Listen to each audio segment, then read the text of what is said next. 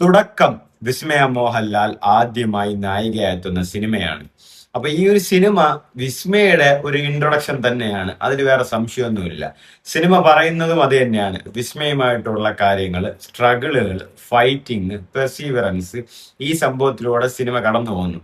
ഒരു hill station, അവിടെ നടക്കുന്ന കുറച്ച് വികൃതി എന്ന് വിചാരിച്ചാൽ മിസ്റ്റീരിയസ് തന്നെയാണ്. പിന്നെ ഇൻവെസ്റ്റിഗേഷൻ പരിപാടികളായിട്ടൊക്കെ വരുന്നു. ഇതിൽ ലാലേട്ടൻ ഉണ്ട് എന്നുള്ളതാണ് തുടക്കം ഏറ്റവും കൂടുതലായിട്ടും കാണണമെന്ന് എന്നെ പ്രേരിപ്പിച്ച ഒരു കാര്യം. കാരണം നേരത്തെ റൂമേഴ്സും ഉണ്ടായിരുന്നു, ആൻഡ് ട്രെയിലറിലും ലാലേട്ടനെ കാണിച്ചിട്ടുണ്ടായിരുന്നു. ആൻഡ് ലാലേട്ടന്റെ സീനിനെ കുറിച്ച് പറയുമ്പോൾ ലാലേട്ടൻ ആ എൻട്രിയും ആ ഒരു സ്റ്റേജിങ് ഒക്കെ നന്നായിട്ടുണ്ടായിരുന്നു, കൊള്ളായിരുന്നു സത്യം പറഞ്ഞാൽ. പക്ഷെ ലാലേട്ടന് ഇത്രയ്ക്കും ആ ഒരു സീനുകളും കാര്യങ്ങളും ഇത്രയും കോംപ്ലക്സ്ഡ് ആയിട്ട് കൊടുക്കേണ്ട ആവശ്യമുണ്ടോ എന്ന് എനിക്ക് തോന്നുന്നില്ല. കാരണം ഇതിലൊരു ഫൈറ്റും കാര്യങ്ങളൊക്കെ വരുന്നുണ്ട്. ഒരു വലിയ നായകനെ കൊണ്ടുവരുന്നു. അപ്പൊ കൊണ്ടുവരുമ്പോൾ ആ ഒരു നായകന് കൊടുക്കേണ്ട ഒരു പരിഗണന പോലെയാണ് ആ സിനിമയിൽ. അതായത് ആന്റണി പെരുമ്പാവൂരാണ് ഈ സിനിമയുടെ പ്രൊഡ്യൂസർ. അവിടത്തെ ഒരു ഹോട്ടലിൽ എന്തൊക്കെയാണ് ഈ സംഭവം നടക്കുന്നത്. അപ്പോ ലാലേട്ടൻ ഒരു മാസ് ഹീറോ അല്ല. അപ്പൊ ലാലേട്ടന് ഒരു നല്ലൊരു ഫൈറ്റ് ഒക്കെ കൊടുക്കണ്ടേ, ഇത്രയും വിളിച്ചു വന്നേയില്ലേ എന്നുള്ള ആ ഒരു സെറ്റപ്പ് പരിപാടികളൊക്കെ അവിടെ നടക്കുന്നുണ്ട്. അതായത് പടത്തിനെ എങ്ങനെയെങ്കിലും ബൂസ്റ്റ് ചെയ്യിപ്പിക്കാനുള്ള പരിപാടികളൊക്കെ, അത് പേഴ്സണലി വേണ്ടെന്ന് തന്നെയാണ് എന്റെ അഭിപ്രായം. സത്യത്തില് ഇത് വിസ്മയ മോഹൻലാലിന്റെ ഒരു പടമാണ്. ഇതിൽ സത്യം പറഞ്ഞ മോഹൻലാലിന്റെ ആവശ്യവും ഉണ്ടോ എന്നുള്ളതും ഡൗട്ട് തന്നെയാണ്.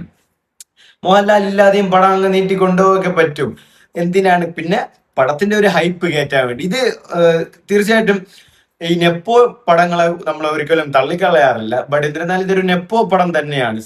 വിസ്മയ മോഹൻലാലിന്റെ മകള്, ആൻഡ് ആശിഷ് ജോ ആന്റണി പെരുമ്പാവൂരിന്റെ മകന്, പുള്ളിയാണ് വില്ലനായിട്ട് വരുന്നത്. പുള്ളിയുടെ വില്ലനിസം സൂപ്പർ ആയിട്ടുണ്ടായിരുന്നു. ആ ഒരു സൗണ്ടും ഇടയ്ക്കൊക്കെ അർജുൻ ദാസിനെ പോലെ ആ സൗണ്ട് എനിക്ക് പറഞ്ഞില്ല, അതുപോലത്തെ ഒരു സൗണ്ടൊക്കെ ആയിരുന്നു.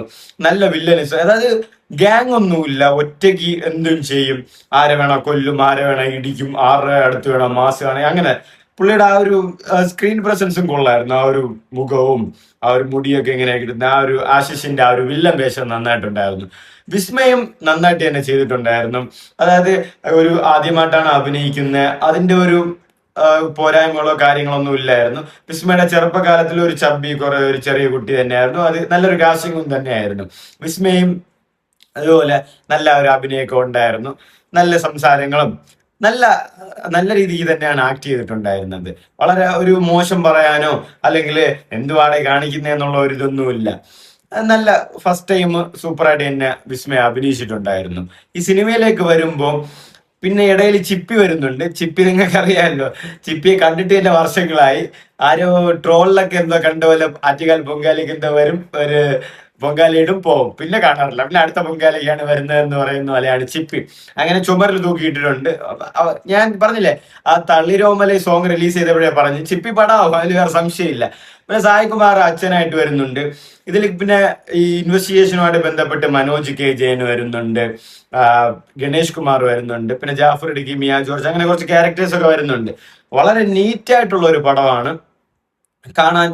അതായത് ഒരു തുടക്കം, വിസ്മയുടെ ഒരു തുടക്കം, നല്ലൊരു തുടക്കം എന്ന് തന്നെ ഞാൻ പറയും. ജൂഡ് ആന്റണിയാണ് സംവിധാനം ചെയ്തിരിക്കുന്നത്. ആൻഡ് സ്ക്രീൻ പ്ലേയിലും ജൂഡ് ആന്റണിയുടെ കൈയുണ്ട്. 2018 ഓം ശാന്തി ഓശാനയൊക്കെ ജൂഡ് ആന്റണിയാണ് ചെയ്തിട്ടുള്ളത്. ഒരു നല്ല സ്റ്റേജിങ്ങും നല്ല വർക്കിംഗ് ഒക്കെ തന്നെയായിരുന്നു. ചമൻ ചാക്കാണ് എഡിറ്റിങ്. ആൻഡ് എഡിറ്റിംഗ് നന്നായിട്ടുണ്ടായിരുന്നു. ജെയ്ക്സ് ബിജുയുടെ മ്യൂസിക് ആദ്യം വിസ്മയെ കാണിക്കുമ്പോൾ ഒരു ചെറിയൊരു പാട്ടുണ്ട്, ഒരു നോർമൽ, അതായത് വിസ്മയുടെ ഒരു ക്യാരക്ടർ ഡെവലപ്മെന്റ് എന്താണെന്ന് കാണിക്കാൻ വേണ്ടിയിട്ടുള്ള ഒരു നോർമൽ ചെറിയൊരു പാട്ടും പരിപാടികളൊക്കെ ഉണ്ട്. പിന്നെ ഇടയ്ക്ക് ചെറിയൊരു മ്യൂസിക്കും പരിപാടികളൊക്കെ ഉണ്ട്. ആൻഡ് എടുത്തു പറയേണ്ട വാക്കും കാര്യങ്ങളുമില്ല, ബട്ട് നീറ്റായിട്ട് തന്നെ ചെയ്തിട്ടും ഉണ്ടായിരുന്നു. മൊത്തത്തിൽ പടം എനിക്ക് വാച്ചബിൾ ആയിട്ടാണ് തോന്നിയത്. ഒരു നല്ലൊരു എന്ന് വെച്ചാൽ വൺ പടവുമല്ല, ലോ പടവുമല്ല, ഒരു മിക്സ്ഡ് പടമാണ്. ഒരു നല്ലൊരു തുടക്കം. പുള്ളിക്കാരി ഈ ഇന്റർവ്യൂ, വിസ്മയ മോഹൻലാൽ ഈ ഇന്റർവ്യൂവിൽ വന്ന് സംസാരിക്കുന്ന പോലെ വിഷമിച്ച് അല്ലെങ്കിൽ ഷൈ ആയി ആ ഒരു നെർവസിലൊന്നുമല്ല പടത്തിൽ അഭിനയിച്ചത്. നേരത്തെ അഭിനയിച്ചിട്ടുള്ള പോലെ വളരെ ടാലന്റ് ആയിട്ട്, വളരെ യുണീക്കായിട്ട്, ആ ഒരു എന്ന് വെച്ചാൽ വൺ അഭിനയൊന്നുമല്ല, പക്ഷെ സൂപ്പറായിട്ട് അഭിനയിച്ചിട്ടുണ്ട്. പടത്തില് നമ്മളെ കണ്ടുകൊണ്ടിരിക്കാനുള്ള രീതിയിൽ പുള്ളിക്കാരി അഭിനയിച്ചിട്ടുണ്ട്. ആൻഡ് ആ ഒരു എക്സ്പ്രഷനും ചേഞ്ചും കാര്യങ്ങളൊക്കെ ചില സമയങ്ങളിലൊക്കെ പുള്ളിക്കാരി അത് ആ ഒരു എക്സ്പ്രഷൻ ചേഞ്ച് ചെയ്യുന്നതൊക്കെ നന്നായിട്ടുണ്ടായിരുന്നു. പിന്നെ ലാലേട്ടനെ ഞാൻ മുമ്പ് പറഞ്ഞ പോലെ ഈ പടം വിസ്മയ മോഹൻലാലിന്റെ പടമാണ്. പക്ഷെ ഈ പടം എങ്ങനെയെങ്കിലും റീച്ച് ആവണം. അതുകൊണ്ടാണ് ലാലേട്ടൻ വരുമ്പോ തന്നെ പടം ഓട്ടോമാറ്റിക്കലി റീച്ച് ആണ്, അതിൽ വേറെ സംശയവുമില്ല. പക്ഷെ ലാലേട്ടനെ കാണാനും കുറച്ച് ഫാൻസ് വരുമ്പോൾ അല്ലെങ്കിൽ കുറച്ച് ആൾക്കാർ വരുമ്പോൾ അവർക്ക് കുറച്ച് സാറ്റിസ്ഫൈ ആക്കാൻ വേണ്ടിയിട്ട് കുറച്ച് സീനുകളെ കുത്തിക്കയറ്റിയിട്ടുണ്ട് ക്ലൈമാക്സിലേക്ക്. സി ലാലേട്ടൻ വമ്പനാണെന്ന് തെളിയിക്കാൻ നമുക്ക് ക്ലൈമാക്സിൽ ഫൈറ്റ് കൊടുത്തിട്ട് വേണം. അപ്പൊ അതിന്റെ ആവശ്യം ഉണ്ടെന്ന് എനിക്ക് തോന്നുന്നില്ല.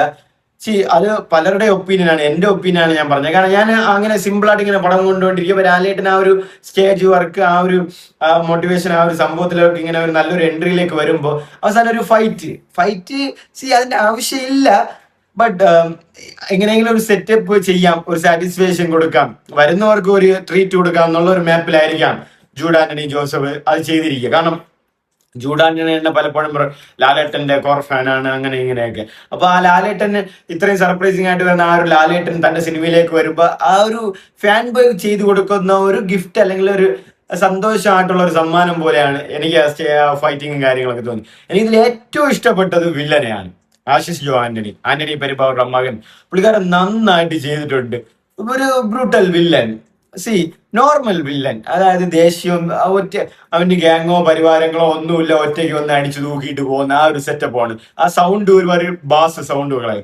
വിസ്മയുടെ അഭിനയവും നന്നായിട്ട് വരുന്നു. ടോട്ടലി എനിക്കൊരു വാച്ചബിൾ ആയിട്ടുള്ള, കൊള്ളാം, ഒന്ന് കണ്ടോണ്ടൊക്കെ ഇരിക്കാം. നമുക്ക് ഒരു നല്ലൊരു തുടക്കം തന്നെയാണ് തുടക്കത്തിൽ കിട്ടിയിരിക്കുന്നത് വിസ്മയ മോഹൻലാലിന്.